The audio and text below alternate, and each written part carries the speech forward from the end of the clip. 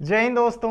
आज से हम लोग क्लास 12th के फिजिक्स का फर्स्ट चैप्टर स्टार्ट कर रहे हैं जिसका नाम है इलेक्ट्रिक चार्जेस एंड फील्ड्स। चूंकि आज हम लोग फर्स्ट लेक्चर कर रहे हैं तो आज ये बात करेंगे कि चार्ज क्या होता है, फिर ये सीखने वाले हैं कि चार्जेस की कौन कौन सी प्रॉपर्टीज होती हैं और सबसे लास्ट में ये बात करेंगे कि किसी भी ऑब्जेक्ट को किन किन मेथड से चार्ज कर सकते हैं। तो चलिए आज की क्लास स्टार्ट करते हैं। सबसे पहले हम लोग ये सीखेंगे कि चार्ज क्या है। हेडिंग लगाएंगे चार्ज। सबसे पहले हम लोग चार्ज के बारे में डिस्कस करने वाले हैं। चार्ज के बारे में जानने के लिए थोड़ा सा हम लोग 11th क्लास में चलते हैं।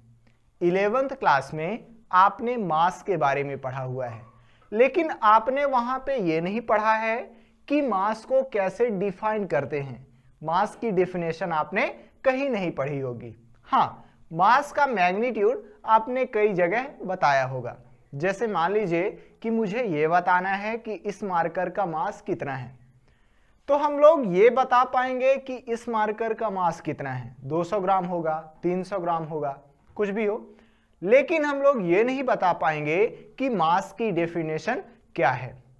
उसी तरह कुछ ऐसे पार्टिकल होते हैं जिनमें मास तो होता ही है, साथ ही साथ उनके पास एक और नई तरीके की प्रॉपर्टी होती है जिसको हम लोग नाम देते हैं चार्ज। जैसे जो इलेक्ट्रॉन होते हैं, प्रोटॉन होते हैं, और भी बहुत सारे पार्टिकल हैं जैसे क्वार्क हो गया, एंटी क्वार्क हो गया, न्यूट्रिनो है, अप क्वार्क है, डाउन क्वार्क है। तो ये ऐसे पार्टिकल हैं जिनमें मास के अलावा एक और नई प्रॉपर्टी है जिसको बोला जाता है चार्ज। हम लोग चार्ज को डिफाइन नहीं कर पाएंगे। जैसे वहां पे हम लोग मास को डिफाइन नहीं कर पा रहे थे, उसी तरह यहाँ पे हम लोग चार्ज को डिफाइन नहीं कर पाएंगे। हाँ, मैग्नीट्यूड बताया जा सकता है। जैसे मान लीजिए कि हमें इलेक्ट्रॉन के चार्ज को बताना है कि कितना चार्ज होता है, तो इस पे चार्ज होता है माइनस का 1.6 इंटू 10⁻⁻⁹ कूलम। उसी तरह एक प्रोटॉन पे चार्ज होता है प्लस का 1.6 इंटू 10⁻⁻19 कूलम। लेकिन ये नहीं बता पाएंगे कि चार्ज की डेफिनेशन क्या है। तो हम लोग चार्ज में ये लिख सकते हैं कि it is a intrinsic property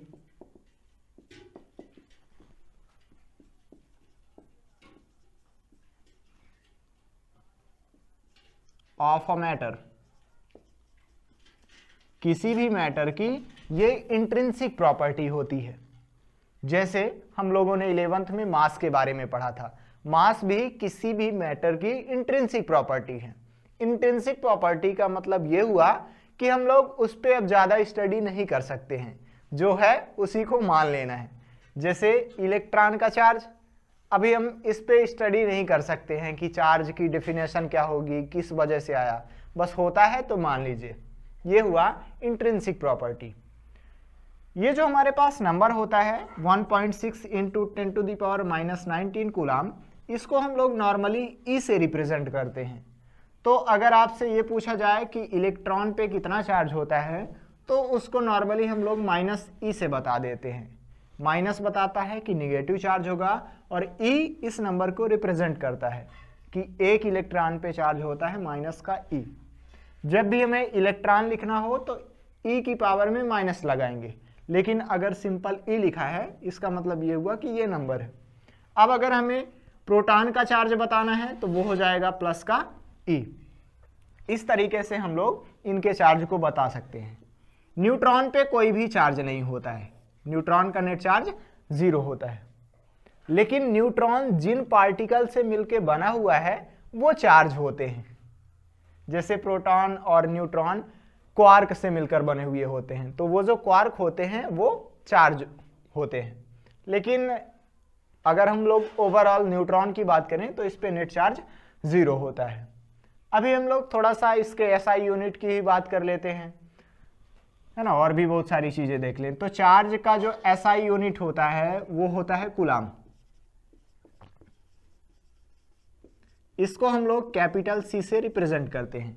जैसे अभी हमने आपको बताया कि एक इलेक्ट्रॉन पे चार्ज होता है -1.6 इंटू 10⁻⁻19 कूलाम। तो हमने कूलाम में बताया क्योंकि चार्ज का ऐसा यूनिट है कूलाम, और चार्ज का सीजीएस यूनिट होता है स्टैट कूलाम। इसका सीजीएस यूनिट हो जाएगा stat coulomb. Charge scalar quantity है।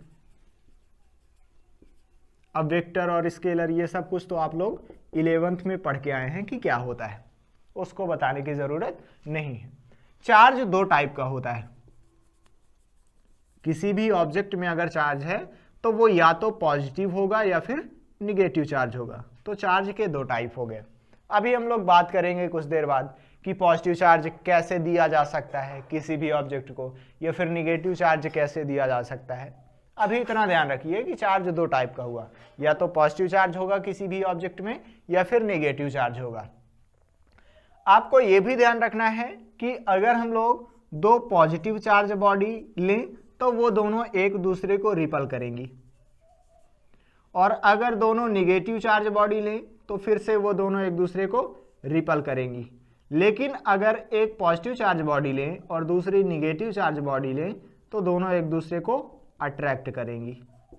ये हम लोग प्रैक्टिकली देख सकते हैं कि अगर दो चार्ज बॉडीज को लिया जाए तो अगर उन पे सेम टाइप का चार्ज है तो दोनों एक दूसरे को रिपल करेंगी, लेकिन अगर एक में पॉजिटिव चार्ज है और दूसरे में निगेटिव चार्ज है तो दोनों एक दूसरे को अट्रैक्ट करने वाली हैं। अब उन पे चार्ज कैसे आएगा तो वो हम लोग अभी कुछ देर बाद सीखने वाले हैं। अभी इसको नोट कीजिए। थोड़ा सा हम लोग मास और चार्ज में डिफरेंस भी देख लेते हैं कि मास और चार्ज में क्या डिफरेंस है।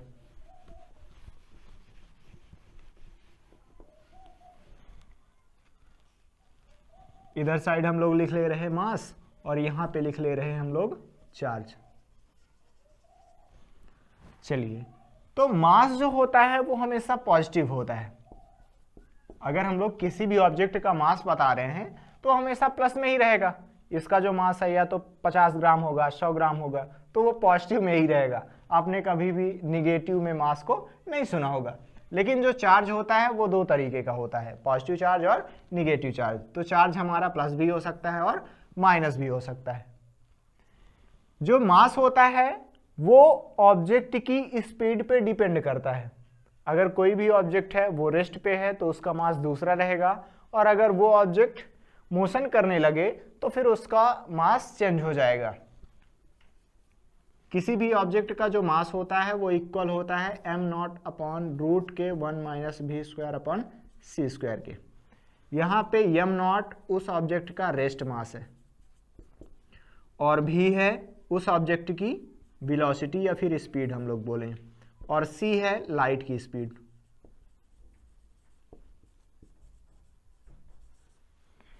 लाइट की स्पीड कितनी होती है तो 3 × 10⁸ मीटर पर सेकंड।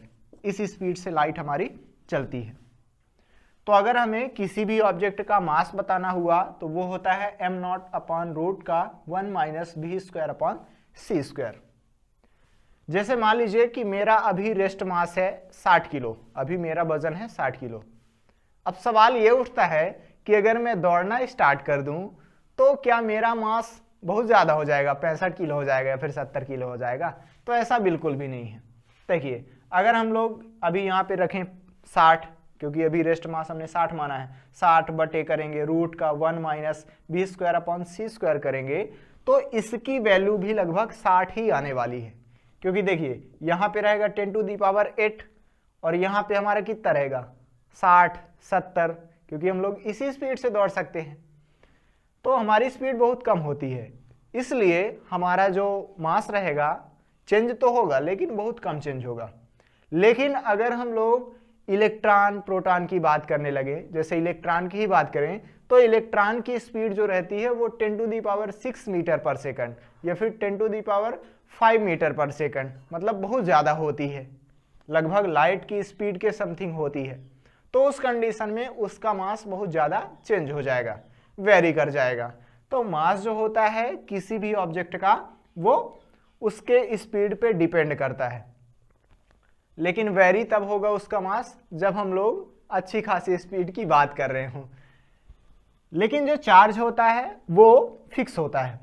अगर इलेक्ट्रॉन रेस्ट पे है तो उसका चार्ज माइनस का ई रहेगा, और अगर वो मोशन करने लगा है तब भी उसका चार्ज उतना ही रहेगा। तो ये जो चार्ज होता है does not depend on speed, does not depend on speed. तो हमने मास और चार्ज के बारे में जाना। अब हम लोग इसको मिटाएंगे और हेडिंग लगाएंगे प्रॉपर्टीज ऑफ चार्जेस।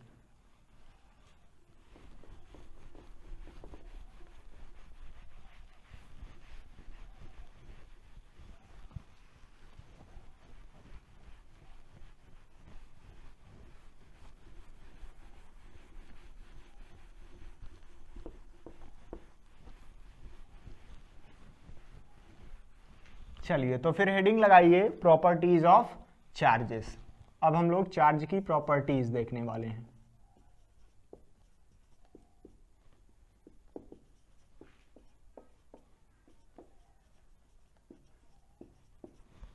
तो चार्जेस की 3 प्रॉपर्टीज पे हम लोग बात करने वाले हैं। तीनों को हम लोग लिख लेते हैं। पहली प्रॉपर्टी होती है एडिटिव नेचर ऑफ चार्जेस।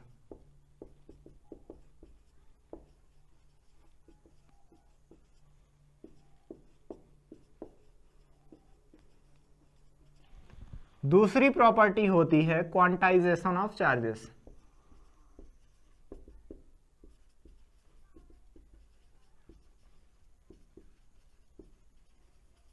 और तीसरी प्रॉपर्टी होती है conservation of charges. Conservation of charges. हम लोग पहली प्रॉपर्टी से शुरुआत करते हैं। पहली प्रॉपर्टी है एडिटिव नेचर ऑफ चार्जेस। ये प्रॉपर्टी हमें ये बता रही है कि अगर हमें ये पता करना है कि किसी ऑब्जेक्ट में टोटल चार्ज कितना है, तो हम ये पता करेंगे कि उस ऑब्जेक्ट में टोटल पॉजिटिव चार्ज कितना है, फिर ये पता करेंगे कि उस ऑब्जेक्ट में टोटल नेगेटिव चार्ज कितना है, और दोनों को ऐड कर देंगे तो ये पता चल जाएगा कि उस ऑब्जेक्ट में टोटल चार्ज कितना है। जैसे मान लीजिए कि हमारे पास ये कोई भी ऑब्जेक्ट है, हमें ये पता करना है कि इसमें टोटल चार्ज कितना है। तो क्या पता करना पड़ेगा कि इसमें टोटल पॉजिटिव चार्ज कितना है, फिर ये पता करेंगे कि टोटल नेगेटिव चार्ज कितना है, और दोनों को ऐड कर देंगे। चलिए, हम ये जानते हैं कि कोई भी ऑब्जेक्ट बहुत सारे एटम से मिलकर बनी हुई होती है, और उस एटम के अंदर होते हैं न्यूट्रॉन, प्रोटॉन और इलेक्ट्रॉन। इसके अंदर क्या है? इलेक्ट्रॉन है, प्रोटॉन है और न्यूट्रॉन है। न्यूट्रॉन पे कोई भी चार्ज नहीं होता है, इस पे नेट चार्ज कितना होता है? 0। जबकि इलेक्ट्रॉन पे होता है माइनस का ई चार्ज और प्रोटॉन पे होता है प्लस का ई चार्ज, और न्यूट्रॉन पे तो कोई चार्ज ही नहीं है, तो उसको हम लोग छोड़ देंगे। तो सबसे पहले ये पता कर लेंगे कि इसमें टोटल कितने प्रोटॉन हैं। एक प्रोटॉन पे चार्ज होता है प्लस का ई। मान लेते हैं कि इसमें टोटल प्रोटॉन है m, total number of proton कितने हैं? m है। तो इसमें टोटल पॉजिटिव चार्ज कितना हो जाएगा? m इंटू प्लस का e। इसमें टोटल पॉजिटिव चार्ज हो जाएगा मेरा, टोटल पॉजिटिव चार्ज वो हो जाएगा m इंटू प्लस का e, क्योंकि एक इलेक्ट्रॉन पे कितना एक प्रोटॉन पे चार्ज होता है प्लस का ई। m प्रोटॉन है हमारे इस ऑब्जेक्ट में, तो m इंटू प्लस का ई चार्ज हो जाएगा।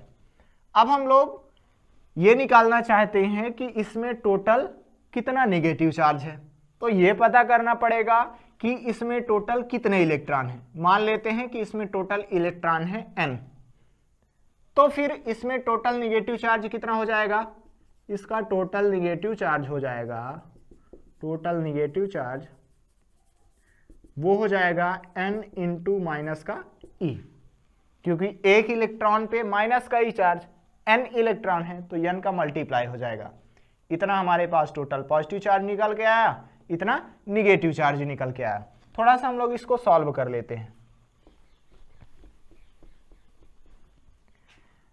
इसको हम लोग अगर आगे बढ़ाएं तो यहाँ से मुझे मिल जाएगा प्लस का ME, क्योंकि प्लस बाहर चला गया और मल्टीप्लाई हो गया यहाँ पे, और इसको हम लोग सॉल्व करेंगे तो माइनस का NE आ जाएगा। कुल मिला के इसका टोटल नेट चार्ज कितना हो जाएगा, Q नेट इक्वल टू आ जाएगा मेरे पास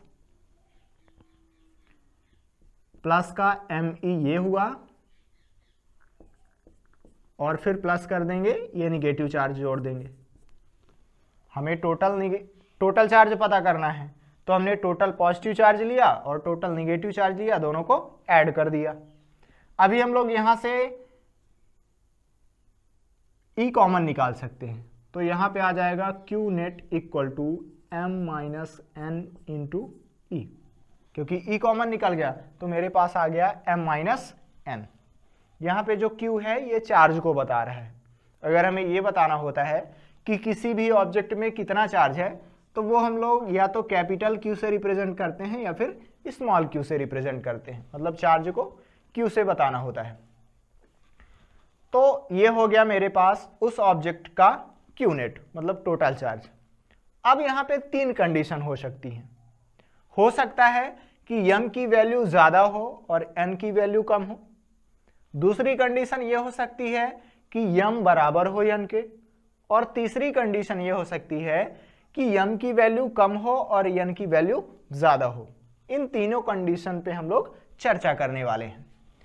चलिए पहली कंडीशन पे हम लोग शुरुआत करते हैं। जब m की वैल्यू ज़्यादा हो और n की वैल्यू कम हो, तो इस कंडीशन में मेरा जो Q नेट निकल के आएगा वो 0 से बड़ा रहने वाला है, पॉजिटिव निकल के आएगा। देखिए कैसे, ये नंबर ज़्यादा है, ये नंबर कम है, तो जब आप ज़्यादा में से कम को घटाएंगे तो हमेशा पॉजिटिव नंबर यहाँ पे आएगा, तो Q नेट 0 से बड़ा आएगा।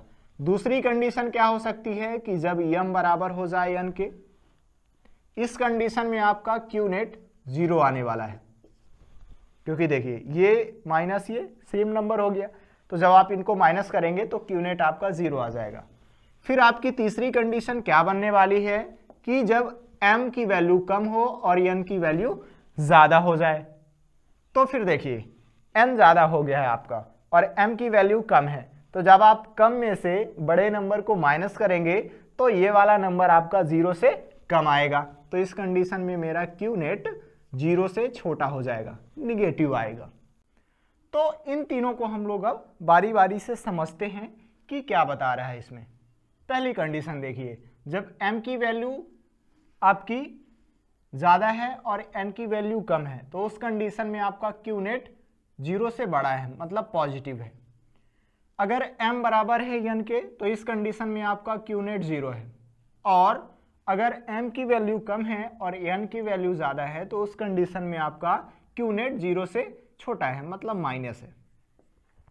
अभी हम लोग इन्हीं को समझने वाले हैं। देखिए, हम ये जानते हैं कि किसी भी ऑब्जेक्ट में जितने प्रोटॉन होते हैं उतने ही इलेक्ट्रॉन होते हैं। इतना क्लियर? जैसे अगर इसमें जितने प्रोटॉन हैं उतने ही इलेक्ट्रॉन होंगे, मतलब इसमें अभी नंबर ऑफ प्रोटॉन और नंबर ऑफ इलेक्ट्रॉन दोनों बराबर हैं। दूसरी कंडीशन है, तो इस कंडीशन में अभी इसका नेट चार्ज कितना है? 0 है, मतलब हम बोलेंगे कि अभी इस पर कोई भी चार्ज नहीं है। फिर अगर मान लीजिए कि इससे हम लोग इलेक्ट्रॉन निकाल लें, इससे अगर इलेक्ट्रॉन निकाल ले रहे हैं, तो फिर क्या होगा? इसमें नंबर ऑफ इलेक्ट्रॉन कम हो जाएंगे। अगर इलेक्ट्रॉन निकाल लें तो प्रोटॉन की अपेक्षा नंबर ऑफ इलेक्ट्रॉन कम हो जाएंगे, तो हमें ये पहली कंडीशन मिलेगी कि प्रोटॉन ज़्यादा हो गए हैं और इलेक्ट्रॉन कम हो गए हैं। तो इस कंडीशन में इस ऑब्जेक्ट में पॉजिटिव चार्ज आ जाएगा। फिर हम लोग तीसरी कंडीशन देखें कि जब m की वैल्यू कम हो और n की वैल्यू ज़्यादा हो। अभी नॉर्मल स्टेज पे है ये हमारा मार्कर, जितने प्रोटॉन है उतने ही इलेक्ट्रॉन हैं। अब अगर हम लोग इसमें इलेक्ट्रॉन डाल दें, तो अगर इलेक्ट्रॉन डाल दिए जाएं तो फिर इसका नेट चार्ज निगेटिव निकल के आ जाने वाला है। तो इस तरीके से हम लोग किसी भी ऑब्जेक्ट को चार्ज दे सकते हैं। अगर ये न्यूट्रल है, अभी जितने प्रोटॉन हैं उतने ही अगर इलेक्ट्रॉन है, तो इस पर कोई भी चार्ज नहीं रहेगा। ये हो गई मेरी सेकंड कंडीशन। अगर इससे इलेक्ट्रॉन निकाल लिए जाएं तो इसमें पॉजिटिव चार्ज आ जाएगा, और अगर इसमें इलेक्ट्रॉन डाल दिए जाएं तो निगेटिव चार्ज आ जाएगा। तो इस तरीके से हम लोग किसी भी ऑब्जेक्ट में चार्ज को दे सकते हैं। अगर इलेक्ट्रॉन निकाल लिए गए हों तो पॉजिटिव चार्ज आएगा और अगर इलेक्ट्रॉन डाल दिए गए हों तो निगेटिव चार्ज आएगा। अगर मैं ये बोल रहा हूं कि इसका नेट चार्ज 0 है, इसका मतलब ये हुआ कि इसमें जितने प्रोटॉन हैं उतने ही इलेक्ट्रॉन हैं। ऐसा नहीं होता है कि किसी ऑब्जेक्ट में अगर 0 चार्ज है तो उसमें प्रोटॉन इलेक्ट्रॉन नहीं है, नहीं, जितने प्रोटॉन हैं उतने ही इलेक्ट्रॉन है, इसलिए उसका चार्ज 0 है। तो ये हो गई मेरी पहली प्रॉपर्टी। फिर दूसरी प्रॉपर्टी है क्वांटाइजेशन ऑफ चार्जेस। इसको नोट कीजिए, फिर हम लोग दूसरी प्रॉपर्टी पे चर्चा करने वाले हैं।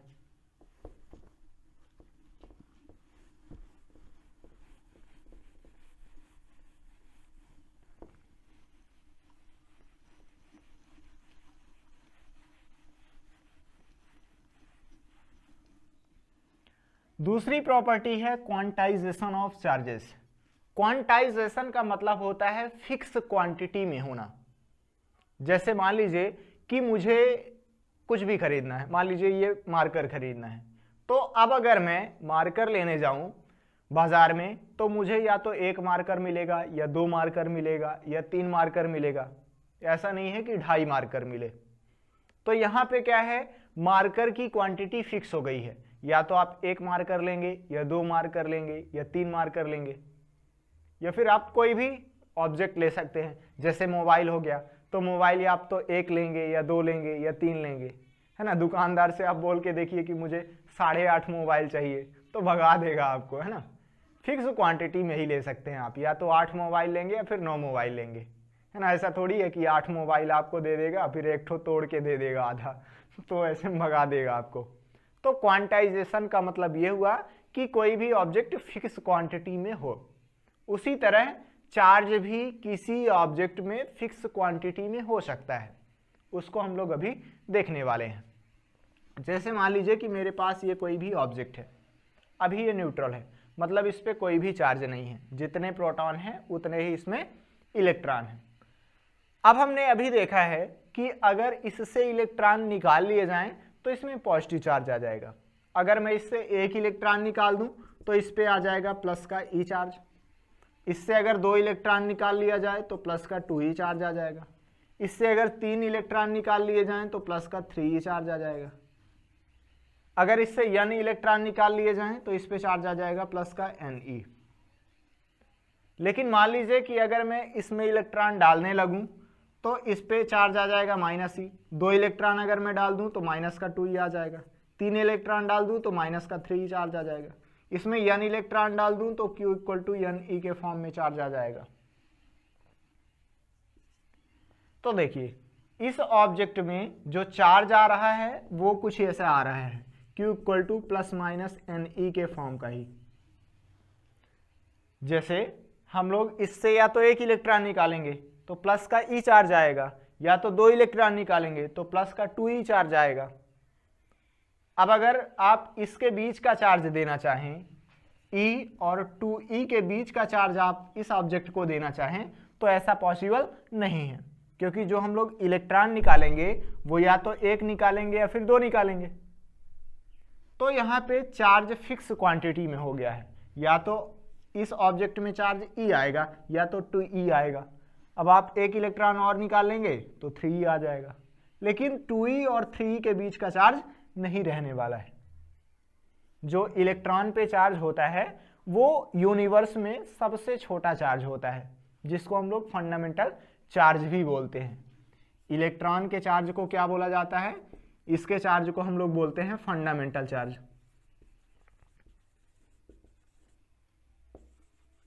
क्योंकि सबसे छोटा यूनिवर्स में चार्ज यही होता है। हालांकि इससे छोटे भी होते हैं, जैसे हमारे पास होता है क्वार्क,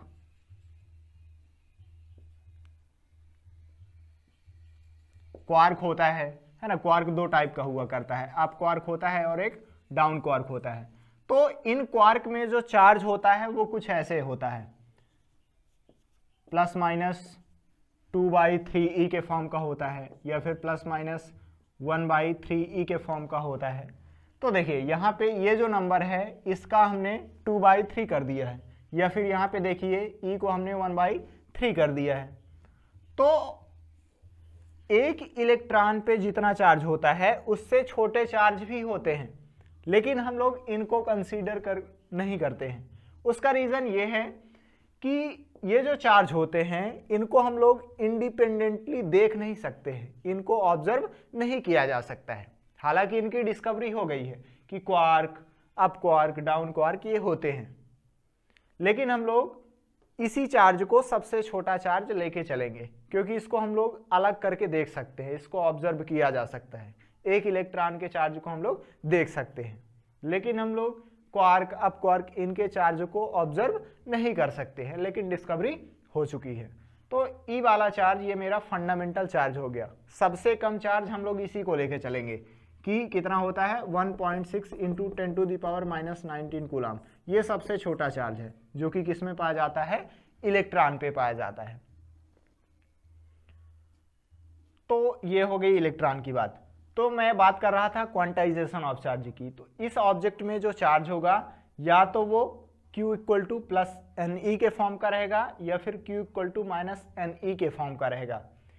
इन दोनों लाइन को हम लोग इकट्ठा ऐसे लिख सकते हैं कि Q = ±NE के फॉर्म का इस ऑब्जेक्ट में चार्ज हो सकता है। इस वाली लाइन से हमें यह पता चल रहा है कि इस ऑब्जेक्ट में जो चार्ज होगा वो फंडामेंटल चार्ज का इंटीजर मल्टीपल ही होता है। यहाँ पे n क्या है, तो n मेरा 1 2 3 4 ऐसे बढ़ते बढ़ते कुछ भी नंबर हो सकता है। किसी भी ऑब्जेक्ट में जो चार्ज होगा वो इस फॉर्म का रहेगा, मतलब इस ऑब्जेक्ट में जो चार्ज रहेगा वो फंडामेंटल चार्ज का इंटीजर मल्टीपल में ही रहने वाला है। या तो हम लोग इसको प्लस का ही चार्ज देंगे या +2e, +3 या फिर निगेटिव में बोलें तो इस तरीके का चार्ज दे सकते हैं। तो यहाँ पे किसी भी ऑब्जेक्ट में चार्ज के होने की क्वांटिटी फिक्स हो गई है, इसीलिए बोला जाता है क्वांटाइजेशन ऑफ चार्ज, है ना। कुछ भी हम लोग उल जलूल चार्ज किसी भी ऑब्जेक्ट में नहीं दे सकते हैं। अगर एक इलेक्ट्रॉन निकाल लिए तो प्लस ही चार्ज आएगा, 2 इलेक्ट्रॉन निकाल लिए तो +2 ही चार्ज आएगा, बीच का चार्ज नहीं आएगा। तो ये हो गया क्वांटाइजेशन ऑफ चार्ज। अब हम लोग तीसरी प्रॉपर्टी पे बात करने वाले हैं, कंजर्वेशन ऑफ चार्ज की।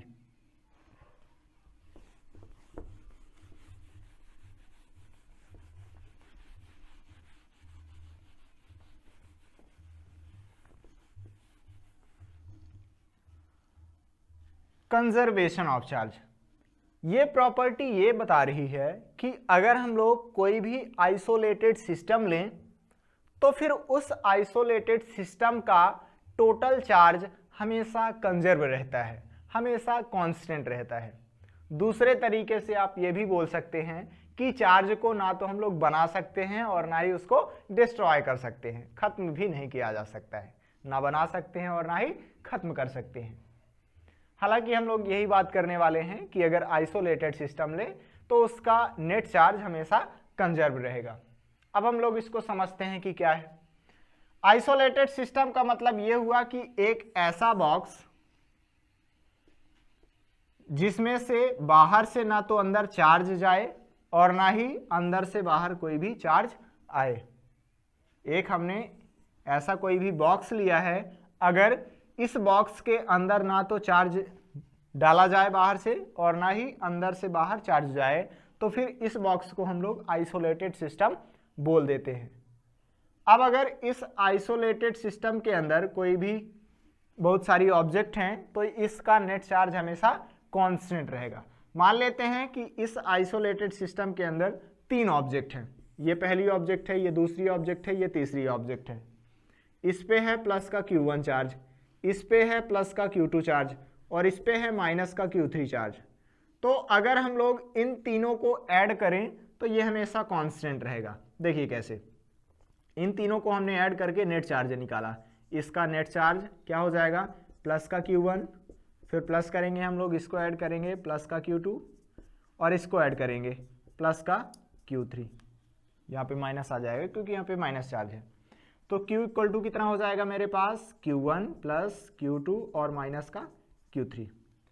अब मान लीजिए कि हमने इन ऑब्जेक्ट्स में चार्ज का ट्रांसफर कराया, चार्ज का ट्रांसफर कराने के बाद हमें कुछ ऐसा देखने को मिला कि ये मेरा आइसोलेटेड सिस्टम है और पहली वाली ऑब्जेक्ट में चार्ज आ गया है माइनस का कैपिटल Q1, दूसरी वाली ऑब्जेक्ट पे चार्ज आ गया है प्लस का कैपिटल Q2 और तीसरी वाली ऑब्जेक्ट पे चार्ज आ गया है माइनस का कैपिटल Q3।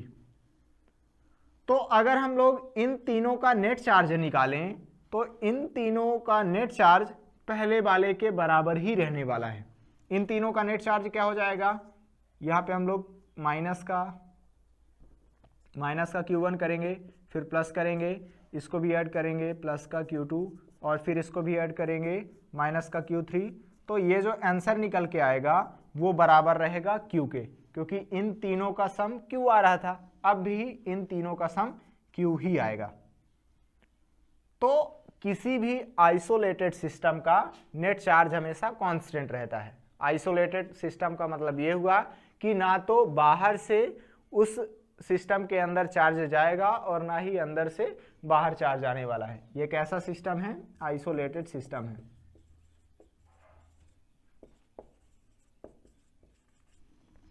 ये हो गया।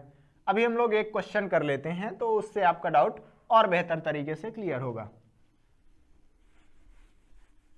जैसे मान लीजिए कि मेरे पास ये आइसोलेटेड सिस्टम है, तीन ऑब्जेक्ट हैं, एक ऑब्जेक्ट ये, दूसरी ऑब्जेक्ट ये, तीसरी ऑब्जेक्ट ये। तीन ऑब्जेक्ट ना लेके हम लोग और भी बहुत सारी ऑब्जेक्ट ले सकते हैं ना। जैसे मान लीजिए 5 ऑब्जेक्ट होती तो सबका चार्ज लिख देते, इसमें भी 5 ऑब्जेक्ट आ जाती तो इसका भी चार्ज लिख देते तो वो आ जाता। 3 ऑब्जेक्ट लें, 5 लें, 10 लें, 20 लें, 1 लें, सब सही है। अभी ये मेरे पास क्वेश्चन है, 3 ऑब्जेक्ट हैं इस आइसोलेटेड सिस्टम के अंदर, एक पे चार्ज है प्लस का 1 कूलाम, दूसरे पे चार्ज है प्लस का 2 कूलाम और तीसरे पे चार्ज है माइनस का 4 कूलाम। अभी हमने किया क्या, इन ऑब्जेक्ट में चार्ज का ट्रांसफर कराया। तो कुछ देर बाद हम लोग ये पा रहे हैं कि पहली वाली ऑब्जेक्ट में प्लस का 2 कूलाम चार्ज है, दूसरी वाली ऑब्जेक्ट में माइनस का 1 कूलाम चार्ज है। तो हमें यह बताना है कि तीसरी वाली ऑब्जेक्ट में टोटल चार्ज कितना होगा। तो कैसे हम लोग पता करेंगे, हम ये जानते हैं कि ये अगर आइसोलेटेड सिस्टम के अंदर हैं तो इनका नेट चार्ज हमेशा कांस्टेंट रहेगा। अगर यहाँ पे नेट चार्ज निकालें तो वो बराबर हो जाएगा यहाँ के नेट चार्ज के। यहाँ का नेट चार्ज कितना आ जाएगा, प्लस का 1 कूलाम, फिर प्लस करेंगे हम लोग प्लस का 2 कूलाम, फिर प्लस करेंगे माइनस का 4 कूलाम। ये बराबर हो जाएगा यहाँ के टोटल चार्ज के। मैं मान रहा हूँ कि यहाँ पे चार्ज है मेरा Q, तो इन तीनों को ऐड कर देंगे हम लोग, प्लस का 2, फिर प्लस करेंगे माइनस का 1 कूलाम, फिर यहाँ पे हम लोग ऐड करेंगे इसको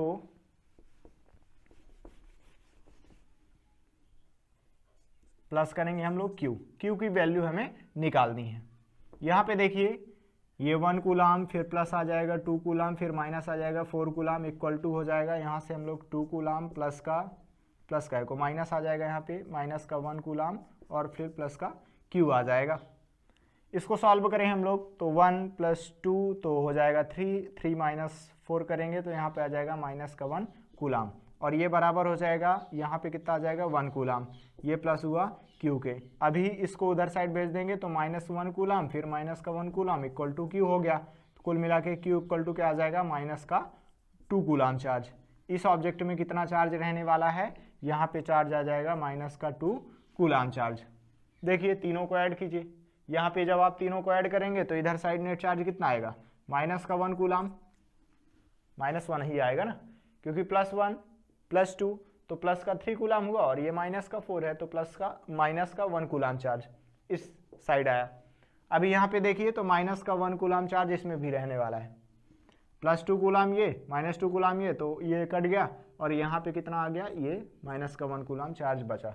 तो पहले जितना टोटल चार्ज था अब भी उतना ही चार्ज है। ये हो गया कंजर्वेशन ऑफ चार्जेस, कि चार्ज हमेशा कंजर्व रहता है, ना तो हम लोग बना सकते हैं और ना ही उसको डिस्ट्रॉय कर सकते हैं।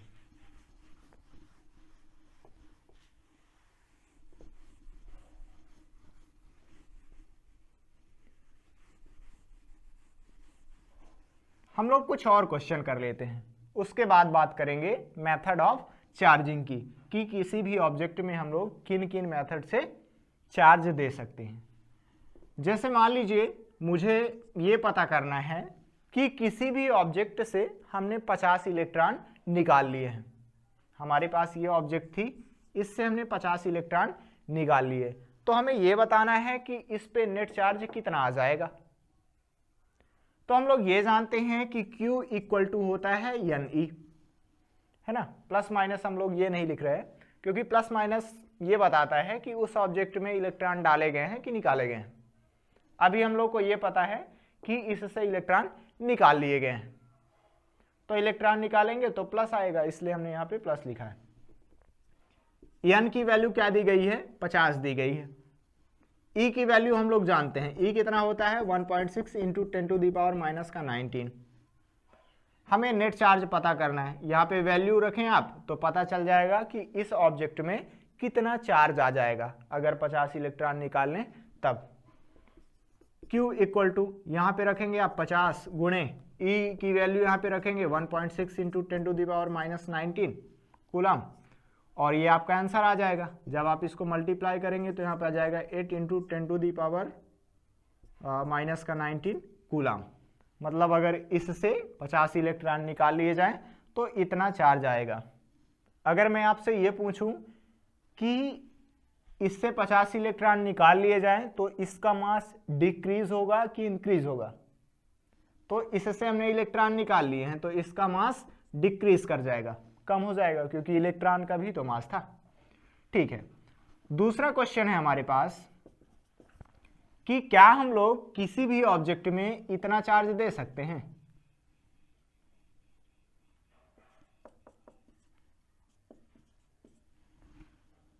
हमारे पास ये क्वेश्चन है कि इतना चार्ज किसी भी ऑब्जेक्ट में दिया जा सकता है कि नहीं, है ना। पूरा लिख ले रहे हैं हम लोग क्वेश्चन।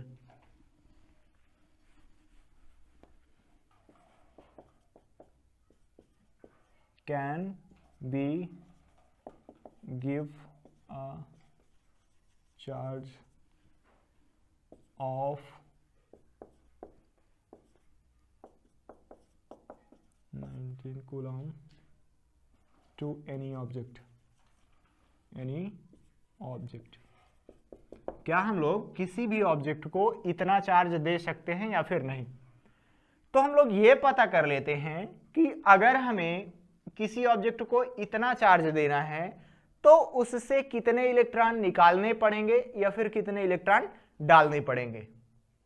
अगर हमें यह पता चल रहा है इसको सॉल्व करने से कि अगर 50 इलेक्ट्रॉन निकाल लिए जाएं या फिर 100 इलेक्ट्रॉन निकाल लिए जाएं तो इतना चार्ज आ जाएगा, तो 100 इलेक्ट्रॉन तो हम लोग निकाल पाएंगे, इसलिए बोल देंगे कि इतना चार्ज दिया जा सकता है। लेकिन अगर मान लीजिए कि इसको सॉल्व करने से ये पता चल रहा है कि अगर आप 101.9 इलेक्ट्रॉन इससे बाहर निकाल पाते हैं तब इतना चार्ज आएगा, तो हम लोग इतने इलेक्ट्रॉन तो नहीं निकाल पाएंगे, इसलिए ये बता देंगे कि इतना चार्ज नहीं दिया जा सकता है। क्वेश्चन से समझते हैं तो ज़्यादा बेहतर तरीके से क्लियर होगा। अभी ये चेक करना है कि इतना चार्ज दे सकते हैं या फिर नहीं। तो देखिए ये प्लस का है, मतलब हमें कितने इलेक्ट्रॉन निकाल लें कि इतना चार्ज आ जाएगा, पता करना है। Q इक्वल टू कितना होता है, NE होता है। Q की वैल्यू दी गई है इतना 14.4 गुणे 10 की घात ऋण 19, ये बराबर हो गया।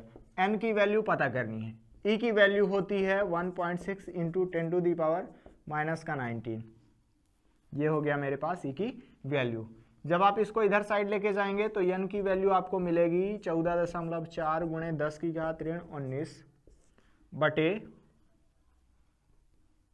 1.6 गुणे 10 की घात ऋण 19, यही मिलेगा क्योंकि ये इधर साइड चला गया है। तो यहाँ पे मुझे N की वैल्यू क्या मिल जाएगी, ये खत्म, और इसको जब आप यहाँ से डिवाइड करेंगे तो N आ जाएगा। मतलब अगर हम लोग किसी भी ऑब्जेक्ट में से 9 इलेक्ट्रॉन निकाल लें तो इतना चार्ज आ जाएगा, और हम लोग 9 इलेक्ट्रॉन निकाल सकते हैं, मतलब इतना चार्ज दिया जा सकता है। लेकिन मान लीजिए कि अगर मुझे N की वैल्यू यहाँ पे 9 की बजाय 9.3 आ जाती तो फिर इतने इलेक्ट्रॉन हम लोग उससे नहीं निकाल पाते, मतलब जो क्वेश्चन में लिखा रहता फिर उतना चार्ज हम लोग नहीं दे पाएंगे। अगर N की वैल्यू इंटीजर में आ रही है तो दे सकते हैं उतना चार्ज, क्योंकि इंटीजर में हम लोग इलेक्ट्रॉनों को निकाल पाएंगे, लेकिन अगर इंटीजर में नहीं है तो फिर उतना चार्ज नहीं दिया जा सकता है। एक लास्ट क्वेश्चन हम लोग और कर लेते हैं, फिर उसके बाद मेथड ऑफ चार्जिंग की बात करने वाले हैं।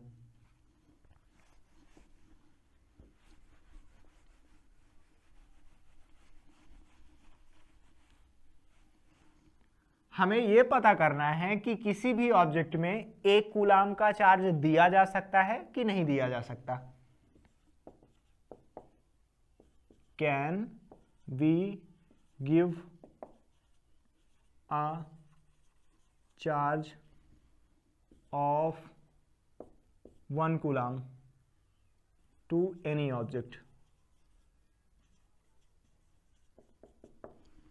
फिर से वही हम लोग करेंगे कि 1 कूलाम का अगर चार्ज देना है तो कितने इलेक्ट्रॉन उससे निकाल लें या फिर कितने इलेक्ट्रॉन उस पर डाल दें। तो प्लस का 1 कूलाम देना है, मतलब उससे इलेक्ट्रॉन निकालना है। कितने निकालने तो वो अभी हम लोग को पता करना पड़ेगा। Q इक्वल टू होता है NE।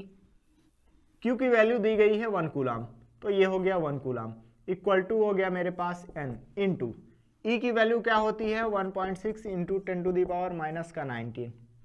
इसको अगर इधर साइड भेजें तो N इक्वल टू मिल जाएगा 1/1.6 into 10 to the power minus का 19। जब आप इसको सॉल्व करेंगे तो आपको यहाँ पे मिल जाएगा 6.25 गुणे 10 की घात 18। अगर किसी ऑब्जेक्ट से इतने इलेक्ट्रॉन निकाल लिए जाएं तो 1 कूलाम का चार्ज आ जाएगा। अब नॉर्मली ये देखने से लग रहा है कि यहाँ पे 6.25 लिखा गया है, मतलब इतने इलेक्ट्रॉन हम लोग उस ऑब्जेक्ट से नहीं निकाल पाएंगे, लेकिन ऐसा बिल्कुल नहीं है। आप ध्यान से देखिए कि यहाँ पे 6.25 गुणे 10 की घात 18 लिखा गया है, मतलब यहाँ पे 10 की घात 18 है ना। अगर आप इसको सॉल्व करेंगे तो देखिए क्या आएगा। यहाँ पे मैं लिख सकता हूँ 625 गुणे 10 की घात 16। 10 की घात 18 की बजाय हमने 100 को अलग कर दिया और मल्टीप्लाई कर दिया। अब देखिए दशमलव हट गया। ये क्या बताता है कि 625 लिखिए आप और उसके बाद 16 जीरो लगाइए, और इतने चार्ज तो हम लोग दे सकते हैं ना। मतलब किसी भी ऑब्जेक्ट में 1 कूलाम का चार्ज दिया जा सकता है। अगर इतने इलेक्ट्रॉन निकाल लेंगे तो फिर उस ऑब्जेक्ट में 1 कूलाम का चार्ज आ जाएगा। तो आपको दशमलव बस नहीं देखना है, बल्कि उसके बाद का नंबर भी देखना है कि 10 टू दी पावर 18 लिखा गया है। हम लोग नॉर्मली होता क्या है कि फिजिक्स में ये जो नंबर लिखते हैं वो 1 से 10 के बीच में लिखा जाता है। यहाँ पे देखिए 6 दशमलव लिखा गया है, तो इसको देख के बस ये नहीं बता देना है कि नहीं दशमलव आ गया तो उस पर कोई भी चार्ज नहीं आएगा। नहीं, ऐसा नहीं है। अब हम लोग बात करेंगे मेथड ऑफ चार्जिंग की।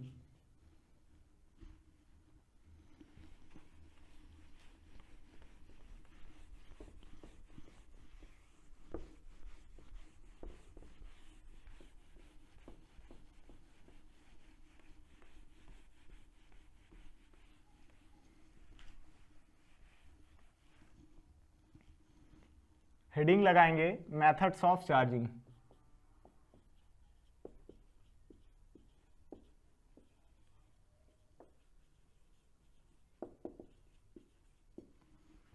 तीन मेथड हम लोग पढ़ने वाले हैं।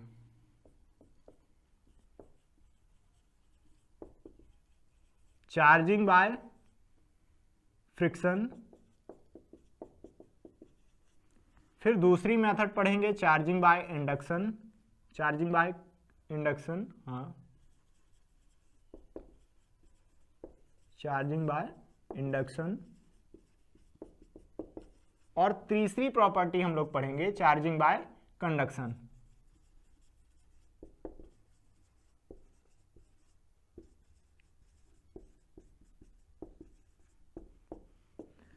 तीनों मेथड पे हम लोग चर्चा करने वाले हैं। किसी भी ऑब्जेक्ट को चार्ज देना है तो 3 मेथड होते हैं हमारे पास। चार्ज कैसे आएगा, तो किसी भी ऑब्जेक्ट से या तो इलेक्ट्रॉन निकाल लें या फिर उस पर इलेक्ट्रॉन डाल दें तो चार्ज आ जाता है। अगर हम लोग इससे इलेक्ट्रॉन निकाल लें तो पॉजिटिव चार्ज आ जाएगा, और अगर इसमें इलेक्ट्रॉन डाल दें तो निगेटिव चार्ज आ जाएगा। चलिए, चार्जिंग बाय फ्रिक्शन। अभी हम लोग 2 ऑब्जेक्ट लेंगे और उन दोनों को रगड़ना स्टार्ट करेंगे। ऐसा करने से क्या होगा, एक ऑब्जेक्ट से इलेक्ट्रॉन निकल के दूसरे ऑब्जेक्ट में चली जाएंगे, तो दोनों बॉडी हमारी चार्ज हो जाएगी। और ये तरीका कहला गया चार्जिंग बाय फ्रिक्शन, क्योंकि हमने यहाँ पे दोनों ऑब्जेक्ट को रगड़ा था। जैसे मान लीजिए मेरे पास ये पहली ऑब्जेक्ट है और ये दूसरी ऑब्जेक्ट है, हमने इन दोनों को रगड़ा, ये वाला जो हिस्सा है वो टच कर रहा है दोनों एक दूसरे पे। जब हम लोग रगड़ते हैं तो उस टाइम पे हम लोग काइनेटिक एनर्जी दे रहे होते हैं। ये वाली काइनेटिक एनर्जी कन्वर्ट होती है हीट एनर्जी में, और इस हीट एनर्जी को यहां के इलेक्ट्रॉन एब्जॉर्ब करते हैं, और इलेक्ट्रॉन एब्जॉर्ब करके हायर स्टेट में चले जाते हैं, है ना। आपने केमिस्ट्री में पढ़ा होगा कि जब भी इलेक्ट्रॉनों को एनर्जी दी जाती है तो वो हायर स्टेट में चले जाते हैं, और थोड़ी सी एनर्जी मिल गई तो फिर से हायर स्टेट में चले जाते हैं, और वो अपने न्यूक्लियस से फ्री हो जाते हैं। जैसे ही इलेक्ट्रॉन अपने न्यूक्लियस से फ्री हो गए तो वो एक ऑब्जेक्ट से कूद के दूसरे ऑब्जेक्ट में चले जाते हैं। जैसे मान लीजिए कि हमने इन दोनों को रगड़ा तो काइनेटिक एनर्जी दी, काइनेटिक एनर्जी हीट एनर्जी में कन्वर्ट हुई, और हीट एनर्जी को यहाँ के इलेक्ट्रॉन एब्जॉर्ब करते हैं। इलेक्ट्रॉन एब्जॉर्ब करके अपने न्यूक्लियस से फ्री हो जाएंगे और दूसरी वाली ऑब्जेक्ट में चले जाएंगे। तो मान लीजिए कि यहाँ से इलेक्ट्रॉन निकल के इस ऑब्जेक्ट में चले गए, यहाँ से इलेक्ट्रॉन निकल के इस ऑब्जेक्ट में चले गए, तो इसमें आ जाएगा मेरा पॉजिटिव चार्ज और इसमें आ जाएगा निगेटिव चार्ज। अब सवाल ये उठ सकता है कि किस ऑब्जेक्ट से इलेक्ट्रॉन निकल के किस ऑब्जेक्ट में जाएंगे, तो वो डिपेंड करता है उनके मटेरियल पे। अलग अलग मटेरियल का वर्क फंक्शन अलग अलग होता है। हम लोग थोड़ा सा वर्क फंक्शन पे भी बात कर लेते हैं कि वर्क फंक्शन क्या होता है। वर्क फंक्शन, कार्यफलन इसको हिंदी में बोलते हैं। तो किसी भी ऑब्जेक्ट से इलेक्ट्रॉन निकालने के लिए कम से कम जितनी एनर्जी हमें देनी पड़े उसको बोला जाता है वर्क फंक्शन। जैसे मान लीजिए कि मुझे इससे इलेक्ट्रॉन निकालना है, तो अगर इससे इलेक्ट्रॉन निकालना है तो कम से कम मुझे 6 जूल की एनर्जी देनी पड़ रही है, तो वो जो 6 जूल है इसका वर्क फंक्शन कहला जाएगा। इसका यूनिट क्या हो जाएगा, जूल हो जाएगा, क्योंकि ये एनर्जी का यूनिट है ना, कि कितनी एनर्जी हम लोग दे रहे हैं, तो इसका यूनिट जूल हो जाता है वर्क फंक्शन। अगर इससे इलेक्ट्रॉन निकालना है तो कम से कम जितनी एनर्जी देनी पड़े वो वर्क फंक्शन कहला गया। अलग अलग मटेरियल का वर्क फंक्शन अलग अलग होता है। जैसे यहाँ पे हम लोग एग्जाम्पल से समझते हैं। जैसे मान लीजिए कि ये कोई दूसरा मटेरियल है, ये कोई दूसरा मटेरियल है, इसका वर्क फंक्शन है 5 जूल और इसका वर्क फंक्शन है 7 जूल। इसका वर्क फंक्शन है 5 जूल। इसका मतलब यह हुआ कि अगर हम लोग यहां से इलेक्ट्रॉन निकालना चाहते हैं तो 5 जूल की एनर्जी देनी पड़ेगी। इसका वर्क फंक्शन है 7 जूल। इसका मतलब यह हुआ कि अगर मुझे यहां से इलेक्ट्रॉन निकालना है तो 7 जूल की एनर्जी देनी पड़ेगी। अब देखिए, जब हम लोग इन दोनों को रब कर रहे हैं तो यहाँ पे हम लोग काइनेटिक एनर्जी दे रहे हैं। ये काइनेटिक एनर्जी हीट एनर्जी में कन्वर्ट होती है। अब हमने दोनों को रब करना स्टार्ट किया। पहले हीट एनर्जी 0 रही होगी, फिर जैसे जैसे आप हाथ को रगड़ना स्टार्ट करते हैं तो यहाँ की जो हीट है वो बढ़ती जाती है, हीट एनर्जी बढ़ती जाती है, इसीलिए आपको धीरे धीरे हाथ गर्म लगने लगता है। तो हीट एनर्जी बढ़ी, पहले 0 जूल थी, फिर 1 joule, 2 joule, 3 joule, 4 joule, 5 joule. जैसे ही यहाँ की हीट एनर्जी 5 जूल होगी तो यहाँ के इलेक्ट्रॉनों को इतनी एनर्जी मिल चुकी है कि वो अपने न्यूक्लियस से फ्री होके दूसरे ऑब्जेक्ट में चले जाएं। तो जैसे ही हीट एनर्जी 5 जूल होगी तुरंत ही यहाँ के इलेक्ट्रॉन कूद के इस डायरेक्शन में आ जाएंगे, इस ऑब्जेक्ट में आ जाएंगे। तो इसमें मेरा पॉजिटिव चार्ज आ जाएगा और इसमें हमेशा निगेटिव चार्ज आ जाएगा। तो यहां से आप ये देख सकते हैं कि जिसका वर्क फंक्शन कम होता है, वर्क फंक्शन को हम लोग फाई से डिनोट करते हैं, तो जिसका वर्क फंक्शन कम होता है उसमें हमेशा पॉजिटिव चार्ज आता है और जिसका वर्क फंक्शन ज़्यादा होता है उसमें निगेटिव चार्ज आता है। जाहिर सी बात है कि हीट एनर्जी धीरे धीरे बढ़ेगी और जिसका वर्क फंक्शन कम होगा तो वहां से इलेक्ट्रॉन निकल के ज़्यादा वर्क फंक्शन वाले में चले जाएंगे। तो कम वर्क फंक्शन वाले में पॉजिटिव चार्ज आ गया और ज़्यादा वाले में निगेटिव चार्ज आ गया। जिसमें पॉजिटिव चार्ज आया है उसका मास डिक्रीज कर जाएगा क्योंकि वहां से इलेक्ट्रॉन निकल गए हैं, और जिसमें निगेटिव चार्ज आया है उसका मास इंक्रीज कर जाएगा। तो ये हम लोग ऐसा करके दोनों बॉडीज को चार्ज कर सकते हैं। दोनों को रब करेंगे तो एक से इलेक्ट्रॉन निकल के दूसरे ऑब्जेक्ट में चले जाएंगे। जब हम लोग बालों को रब करते हैं किसी मार्कर से तो यहाँ पे फ्रिक्शन हो रहा है और फ्रिक्शन की वजह से ही चार्ज आ जाता है। ये मेरी निगेटिव चार्ज हो जाएगी और मेरा जो बाल है वो पॉजिटिव चार्ज हो जाएगा, क्योंकि जब हम लोग इन दोनों को रब करते हैं तो बालों से इलेक्ट्रॉन निकल के इसमें चले जाते हैं, मार्कर पे चले जाएंगे। तो बाल मेरा पॉजिटिव चार्ज हो गया और ये मार्कर निगेटिव चार्ज हो गया। और भी बहुत सारे ऑब्जेक्ट हैं, आप कोई भी पाइप लें, बलून लें, उसको रगड़ें तो दोनों पे चार्ज आ जाएगा, अपोजिट नेचर का चार्ज आएगा जब हम लोग दोनों ऑब्जेक्ट को रब करते हैं तब। अब हम लोग दूसरा मेथड पढ़ने वाले हैं, चार्जिंग बाय इंडक्शन। यहाँ पे हम लोग एक ऑब्जेक्ट को दूसरे ऑब्जेक्ट से रब नहीं करेंगे बल्कि दूर ही रखेंगे और आसानी से वो ऑब्जेक्ट मेरी चार्ज हो जाएगी।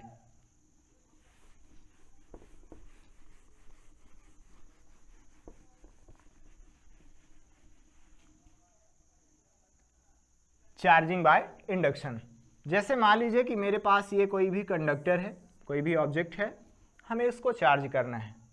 तो हम करते क्या हैं, इसके पास में कोई भी चार्ज बॉडी लाते हैं। मान लीजिए कि मैं यहाँ पे निगेटिव चार्ज बॉडी ला रहा हूँ इसके पास। इसमें निगेटिव चार्ज है, इसका मतलब ये हुआ कि इसमें हमने इलेक्ट्रॉन डाल दिए हैं, एक्स्ट्रा इलेक्ट्रॉन डाले गए हैं। अब हम लोग ये जानते हैं कि निगेटिव चार्ज बॉडी एक दूसरे को रिपल करती हैं और अपोजिट टाइप की चार्ज बॉडीज एक दूसरे को अट्रैक्ट करती हैं। इसमें बहुत सारे इलेक्ट्रॉन होंगे और यहाँ पे निगेटिव चार्ज है, इलेक्ट्रॉनों पे होता है निगेटिव चार्ज। तो ये वाली चार्ज बॉडी यहाँ के इलेक्ट्रॉनों को रिपल करेगी। तो ये जो इलेक्ट्रॉन है इस यहाँ पे आ जाएंगे, इस जगह पे आ जाएंगे। तो यहाँ से इलेक्ट्रॉन उठ के यहाँ आ गए तो ये रीजन निगेटिव चार्ज हो जाएगा क्योंकि एक्स्ट्रा इलेक्ट्रॉन यहाँ पे आ गए हैं, ये हो गया निगेटिव चार्ज। और यहाँ से इलेक्ट्रॉन यहाँ पे आ गए तो ये हो गया मेरा पॉजिटिव चार्ज। आपको ये भी ध्यान रखना है कि हमेशा इलेक्ट्रॉन यहाँ से वहाँ जाते हैं, प्रोटॉन यहाँ से वहाँ नहीं जाते हैं। उसका रीज़न ये है कि प्रोटॉन बहुत ज़्यादा भारी होते हैं इलेक्ट्रॉन की अपेक्षा में, है ना। बाकी नॉर्मली तो इलेक्ट्रॉन प्रोटॉन दोनों बहुत हल्के होते हैं, इतने हल्के होते हैं कि हम लोग उनको फील ही नहीं कर पाएंगे, हाथ में रखे रहेंगे लेकिन हम लोग को पता नहीं चलेगा। लेकिन अगर हम लोग इलेक्ट्रॉन के मास और प्रोटॉन के मास की तुलना करें तो प्रोटॉन का मास बहुत ज़्यादा होता है, इसीलिए वो यहाँ से वहाँ नहीं जाएगा, सिर्फ और सिर्फ इलेक्ट्रॉन ही जाएंगे, जहाँ भी जाएंगे इलेक्ट्रॉन जाएंगे। तो यहाँ से इलेक्ट्रॉन उठ के इधर साइड चले गए तो ये पॉजिटिव चार्ज हो गया और ये निगेटिव चार्ज हो गया। लेकिन अभी भी इसका नेट चार्ज 0 ही है क्योंकि एक्स्ट्रा इलेक्ट्रॉन तो हमने डाले नहीं है, ना इससे इलेक्ट्रॉन निकाले हैं। तो इधर साइड जितना पॉजिटिव चार्ज होगा उतना ही इसमें निगेटिव चार्ज होगा। अब हम लोग करते क्या हैं, इस हिस्से को ग्राउंडेड कर देते हैं, मतलब एक हमने वायर लगा दी और उसको अर्थ से टच करा दिया। तो ऐसा करने से क्या होगा, देखिए यहाँ के जो इलेक्ट्रॉन हैं, ये निगेटिव चार्ज बॉडी जो है यहाँ के इलेक्ट्रॉनों को रिपल कर रही है। तो ये इलेक्ट्रॉन कूद कूद के यहाँ आ जाएंगे, ये जो इलेक्ट्रॉन है वो ग्राउंड पे चले जाएंगे, एक्स्ट्रा इलेक्ट्रॉन ग्राउंड पे चले जाएंगे। तो यहाँ पे कोई भी चार्ज नहीं रहने वाला है। अब ये निगेटिव चार्ज खत्म। अब हम करते क्या हैं, सबसे पहले इस हिस्से को हटा देंगे, ये हमने जो ग्राउंडेड किया हुआ है इसको हटा देंगे और इसको हटाने के बाद हम लोग इसको भी हटा देने वाले हैं। ये हमने हटा दिया। अब क्या होगा कि ये जो पॉजिटिव चार्ज है चारों साइड फैल जाएगा, ये जो पॉजिटिव चार्ज है यहाँ आ जाएगा, ये ऐसे, और यहाँ का चार्ज खत्म हो जाएगा। अगर हम लोग मान लीजिए कि इसको ना हटाते, पहले उसको हटा देते तो क्या होता, उसको भी हम लोग थोड़ा सा देख लेते हैं। अभी मेरे पास ऐसी कंडीशन थी, यहाँ पे हमने ये लगाया हुआ था और यहाँ पे ये निगेटिव चार्ज बॉडी रखी हुई थी। हमने आपको बताया था कि इसको पहले हटाना है फिर बाद में उसको। मान लीजिए कि अगर मैं इसको पहले हटा देता हूं तो क्या होगा। अब देखिए यहाँ के जो इलेक्ट्रॉन है, ग्राउंड पे जो इलेक्ट्रॉन है, वो इलेक्ट्रॉन उठ उठ के इधर साइड चले जाएंगे। ये इलेक्ट्रॉन कहाँ चले जाएंगे, इधर साइड चले जाएंगे और यहाँ पे जाके इस चार्ज को खत्म कर देंगे। तो फिर से हमारी ये जो बॉडी है ये न्यूट्रल हो जाएगी। इससे बचने के लिए हम लोग पहले ग्राउंडेड को हटाते हैं, उसके बाद ये चार्ज ऑब्जेक्ट को हटाते हैं, जिससे हमारा यहाँ पे चार्ज बना रहे। फिर मान लीजिए अगर मैं यहाँ पे निगेटिव चार्ज बॉडी ना लेके पॉजिटिव चार्ज बॉडी लाऊं तो क्या होगा, उसको भी हम लोग डिस्कस कर लेते हैं। ये मेरे पास अनचार्ज बॉडी है, जितने प्रोटॉन है उतने ही इलेक्ट्रॉन है। अभी मैं करता क्या हूं, इसके पास कोई भी पॉजिटिव चार्ज बॉडी ला रहा हूं तो क्या होगा। देखिए अब पॉजिटिव चार्ज बॉडी है तो यहाँ के इलेक्ट्रॉनों को वो अपनी तरफ खींचने वाली है, तो यहाँ से इलेक्ट्रॉन इधर साइड चले जाएंगे, तो ये निगेटिव चार्ज हो जाएगा ये रीजन, और ये वाला रीजन मेरा पॉजिटिव चार्ज हो जाएगा क्योंकि यहाँ से इलेक्ट्रॉन उठ उठ के चले गए हैं। अब फिर से हम करेंगे क्या, इस हिस्से को अर्थिंग कर देंगे, ग्राउंड से टच करा देंगे। तो अब क्या होगा, ग्राउंड से इलेक्ट्रॉन यहाँ जाएंगे, ठीक है, इलेक्ट्रॉन ही हमेशा जाते हैं, तो यहाँ से इलेक्ट्रॉन यहाँ जाने वाले हैं। जब यहाँ जाएंगे तो ये वाला चार्ज मेरा खत्म हो जाएगा, ये वाला चार्ज मेरा खत्म हो गया। अब फिर से हमें करना क्या है, यहाँ से इसको हटा देना है और फिर उसके बाद उसको हटाना है, तो ये निगेटिव चार्ज चारों साइड फैल जाएगा। आप लोग यहाँ पे ये भी सोच सकते हैं, है ना, एक क्वेश्चन उठ सकता है जिसको मैं आंसर देना चाहूँगा। अभी ये वाले इलेक्ट्रॉन यहाँ गए तो ये वाला चार्ज खत्म हो गया।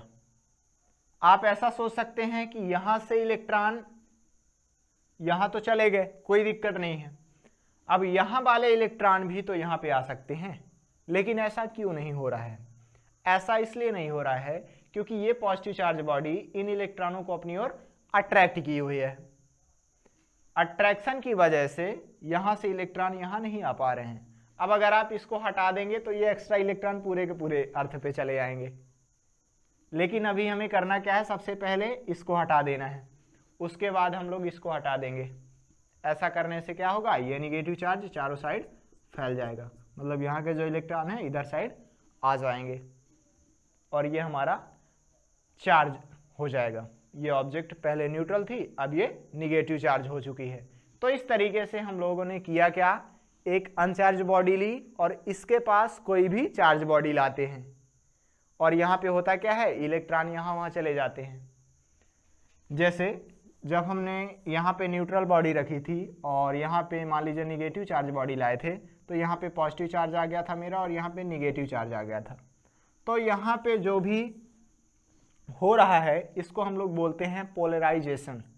यहाँ पे चार्ज पोलराइज हो गए हैं, एक साइड पॉजिटिव चार्ज आ गया है, एक साइड निगेटिव चार्ज हो गया है। हालांकि हम लोग इसको आगे पढ़ने वाले हैं, लेकिन अभी ध्यान आया तो हमने बता दिया। फिर तीसरा मेथड होता है चार्जिंग बाय इंडक्शन।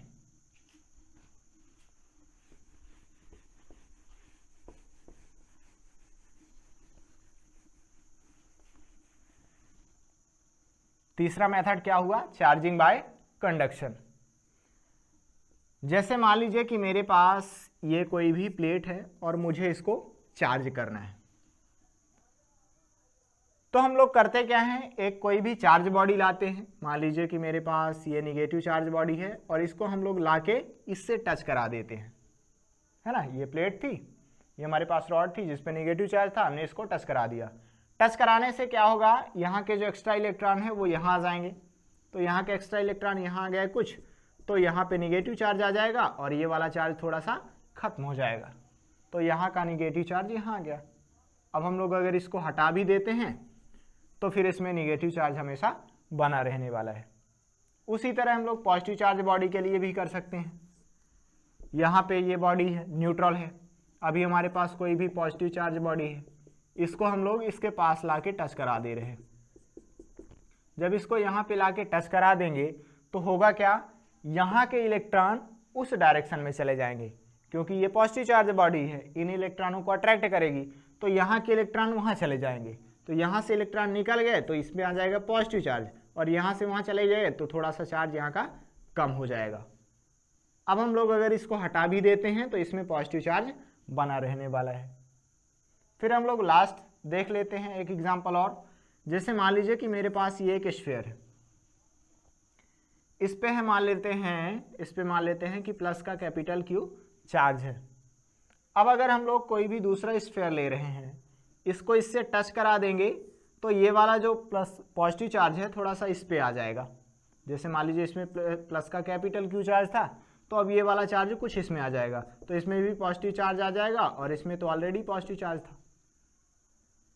अगर दोनों गोलों का शेप, साइज, मटेरियल सब कुछ सेम है तो ये वाला प्लस का कैपिटल Q चार्ज अब दो हिस्सों में टूट जाएगा।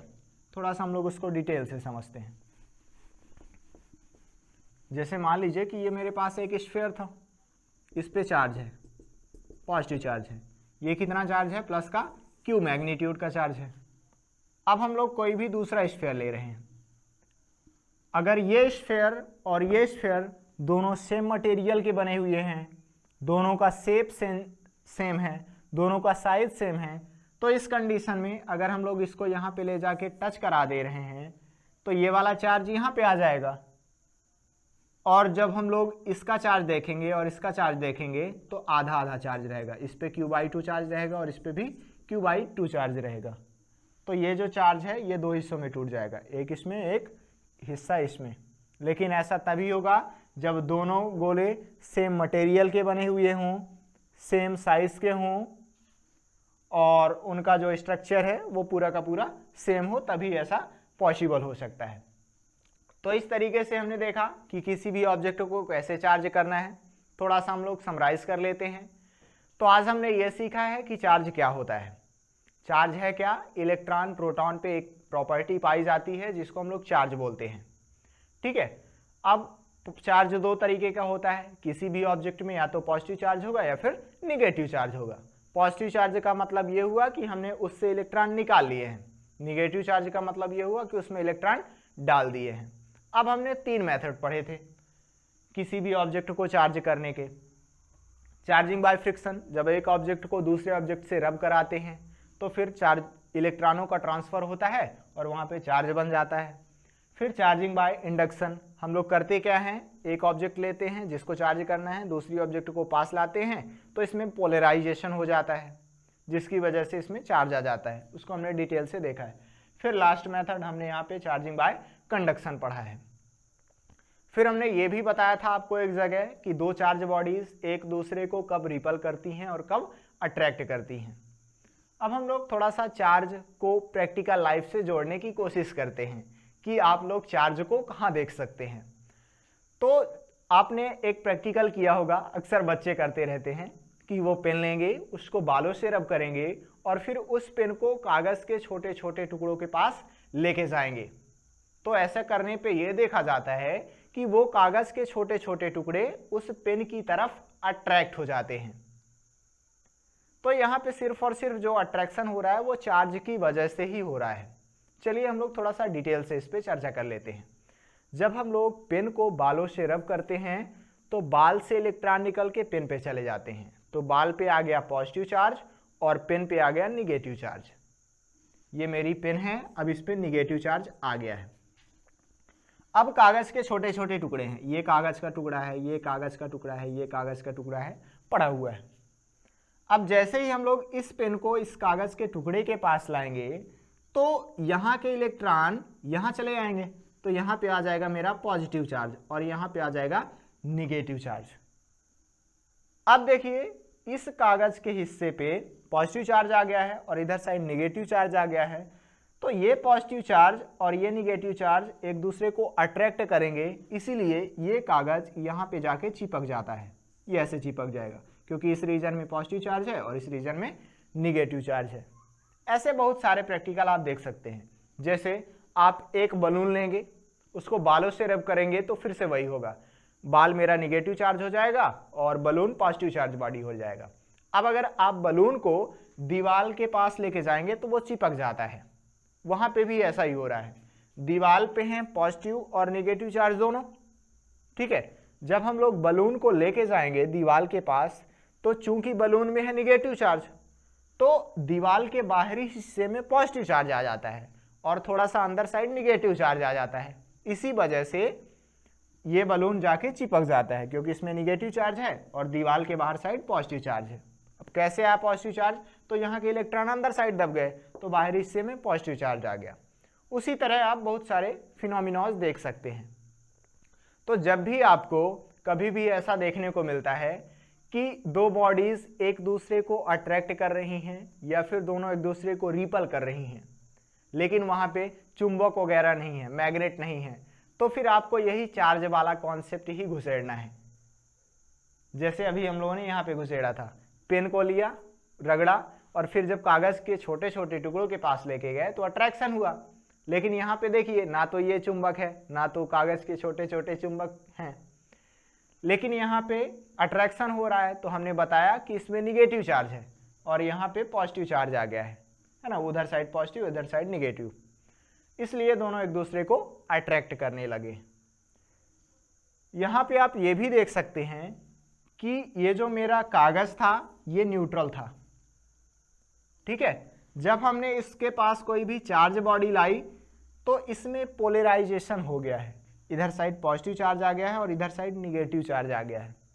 लेकिन अब भी इसका नेट चार्ज 0 ही है, हमने इस पे पहले कोई चार्ज नहीं दिया था, तब भी ये कागज का टुकड़ा उधर साइड जा रहा है, इस पेन से चिपक रहा है।